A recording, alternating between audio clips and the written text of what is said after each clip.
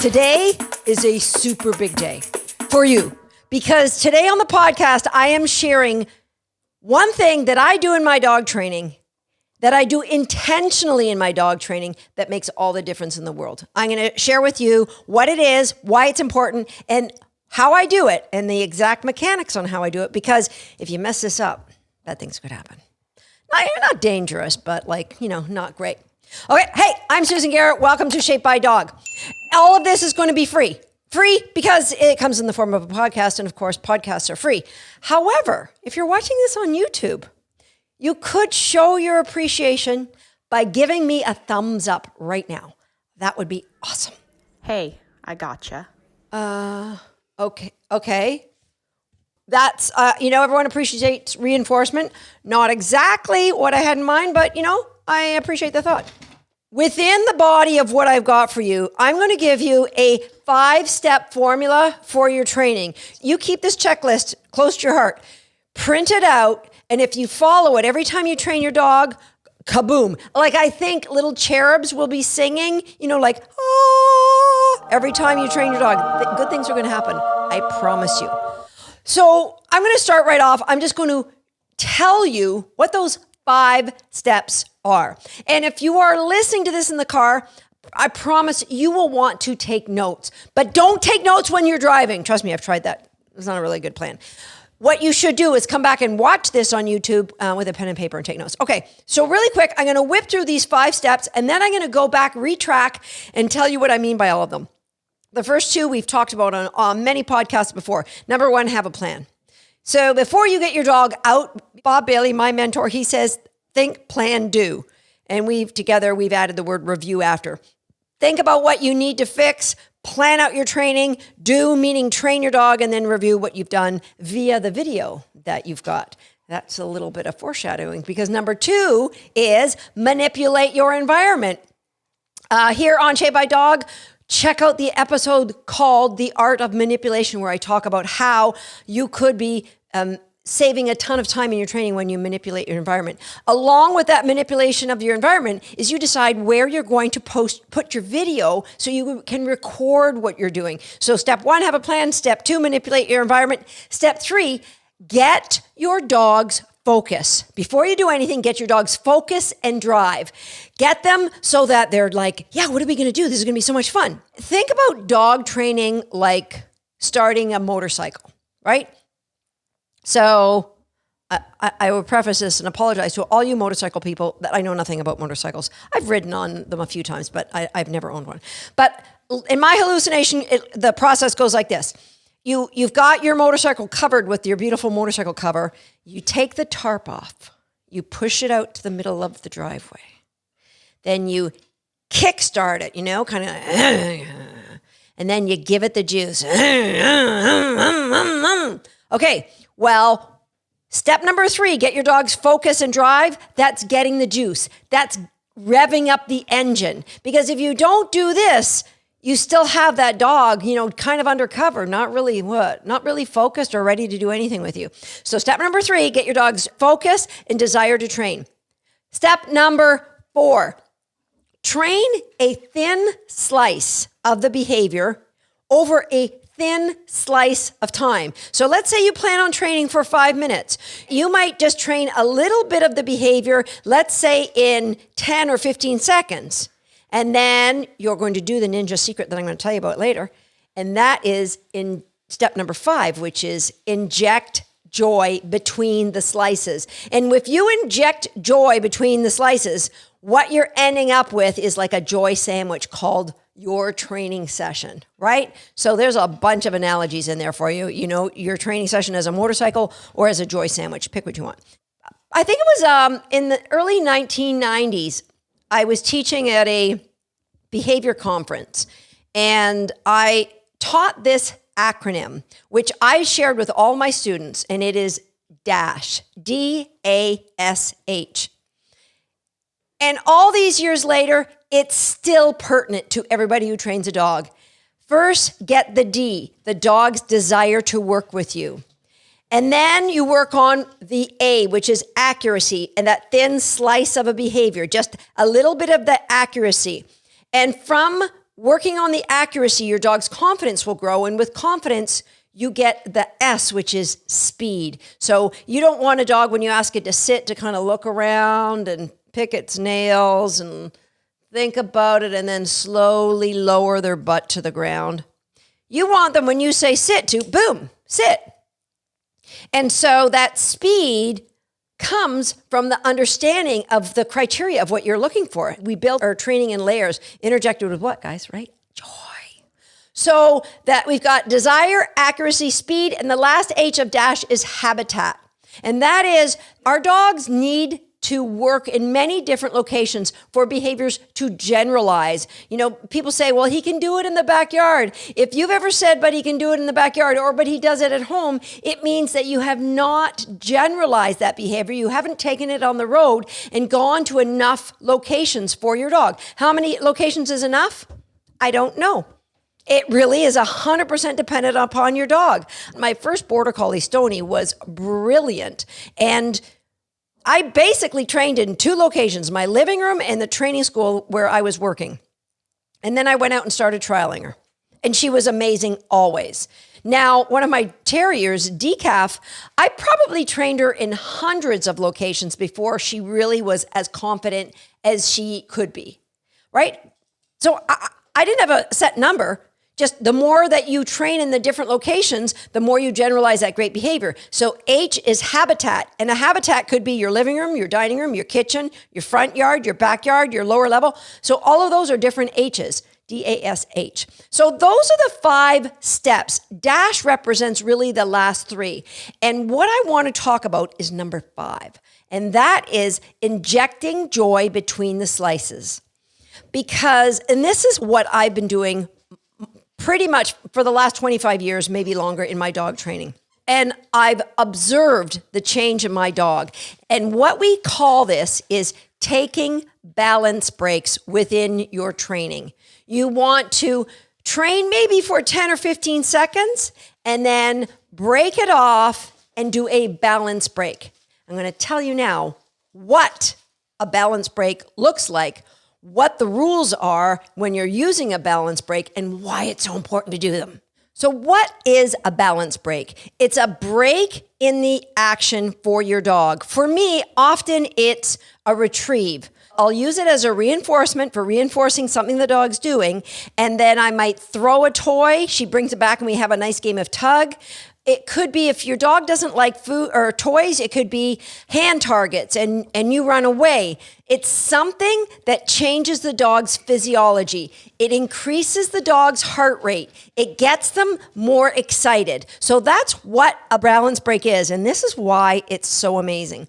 First of all, it decreases the intensity of your focus as a trainer, and it decreases the intensity of your dog's focus, so that it's like a release, right? It shifts the dog from their thinking part of their brain to more of their instinctive part of their brain, where they're not having to make decisions or they're just all out having fun. It's like a release of pressure for the dog. So it's like on stage where everyone's looking at you and they're making evaluations.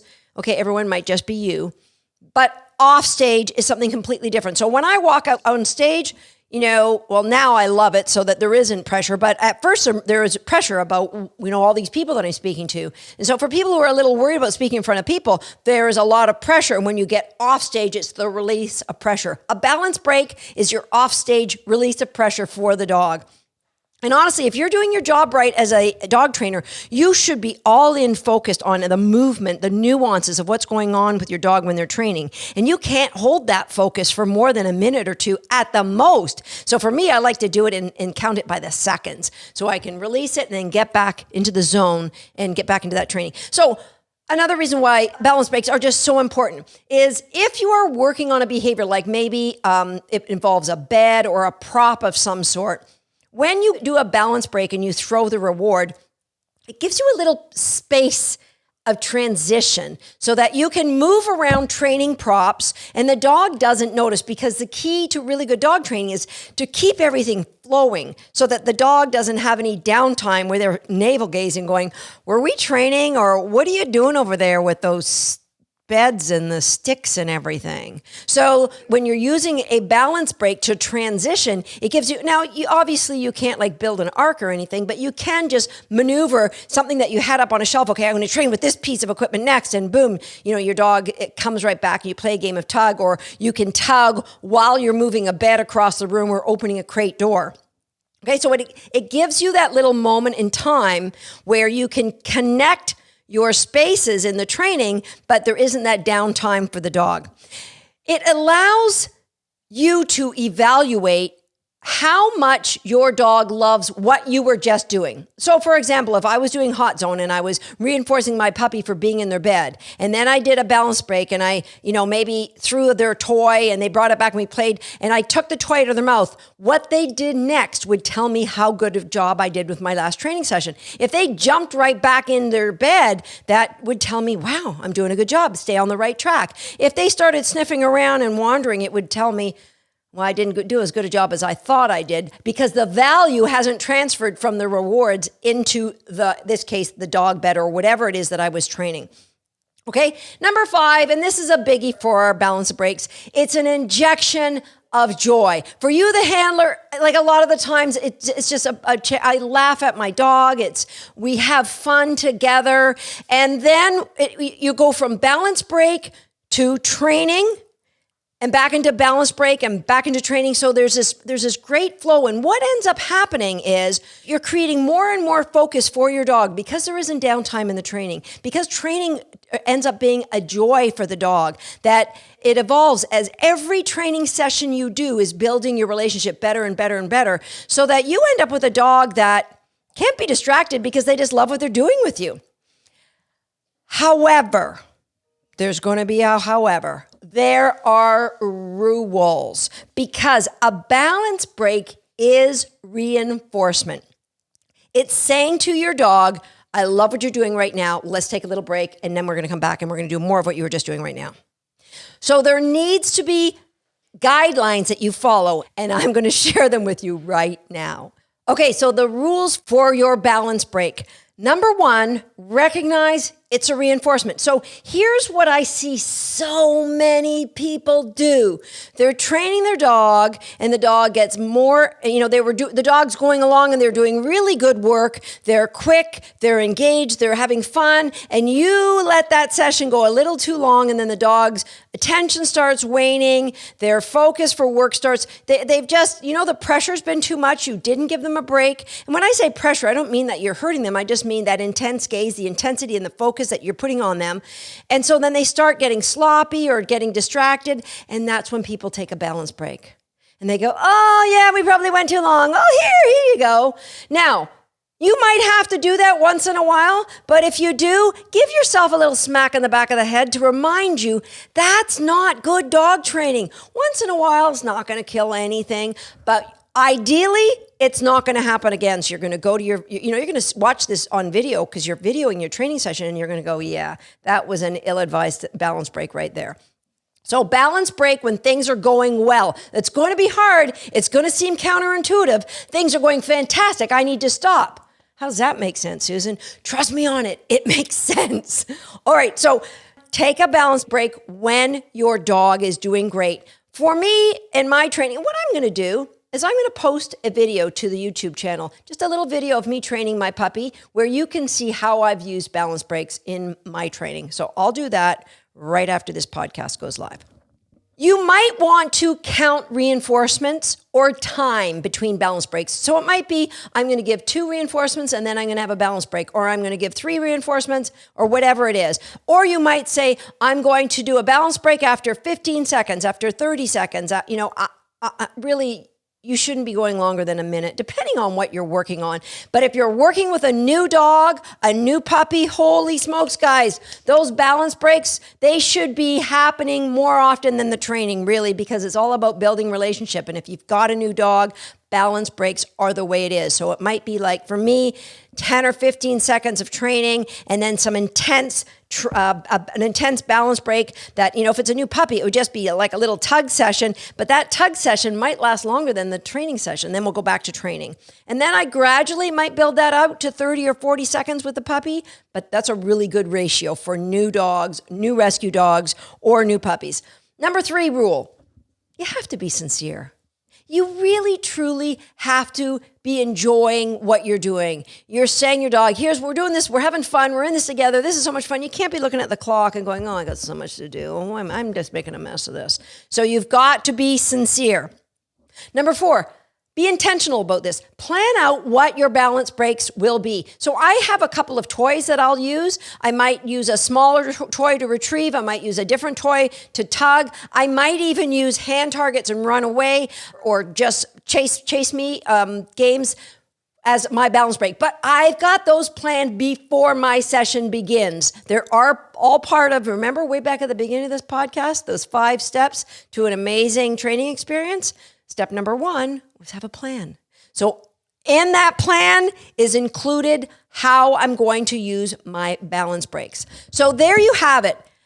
Why you should be using balance breaks, what the rules are, and how it's going to absolutely exponentially change your dog training. It's about being intentional. It's not just about, we've trained long enough, we're going to have a game of tug. Intentional breaks in your training that allow your dog to get out of their thinking brain, get into just an instinctive, prey-driven, have fun, isn't this a great old time? And then you get back into your training. It is going to change your relationship with your dog. It's going to change your dog's relationship with training. Trust me on this. I'd love to hear from you. Let me know if you're doing balance breaks, if you've been using them correctly. Maybe you were doing something similar, but you're going to get more intentional. Please leave me a comment. Let me know what you think about it. And finally, I would love it if you would share this podcast with your friends. Share it on social media. Get on the phone and say, hey, have you heard Susan Garrett's Shaped by Dog? I would most appreciate that. And of course, if you're watching this on YouTube, hit that like button. I'll see you next time on Shaped by Dog.